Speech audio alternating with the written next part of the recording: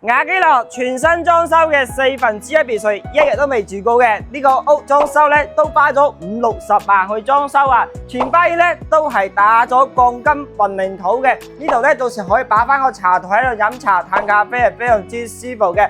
先睇下一樓目前個格局先啦，一樓目前咧係餐客廳一體嘅空間，非常之舒服。一樓仲配備我哋嘅長者房，長者跟住住一樓係非常之舒服。採光面咧又特別靚，開間咧係將近4.5米大開間嘅。一樓咧仲配備我哋嘅洗手間空間啦，空間係非常之舒服嘅。入翻去咧就 U 型嘅大廚房，現時雙開門嘅大冰櫃咧都係安排上嘅。2樓咧就係2間房，一個為3間，傳統嘅格局嚟嘅。到頂嘅大衣櫃1.8米大床都係安排上嘅。隔離咧就係乾濕分區嘅洗手間，最細間客房咧1.5米大床，到頂大衣櫃都係安排上嘅。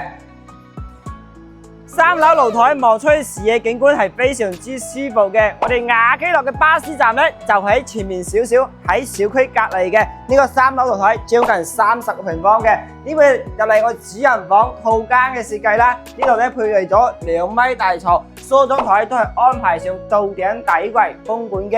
入翻去咧就係我哋嘅乾濕分區嘅洗手間、浴缸位都係標配嘅。呢一間全新裝修嘅1/4別墅，實用面積現時係可以高達150方，做到4房3衛嚟使用嘅，而且仲係港車直達屋苑。喺我哋雅基樂豪居門口出邊咧，就可以坐車翻香港嘅太子同埋荃灣啊，半個小時就可以翻到港珠澳啦。如果想去呢間全新裝修拎包入住嘅1/4別墅呢層單位嘅話，一定要過嚟現場睇睇啦！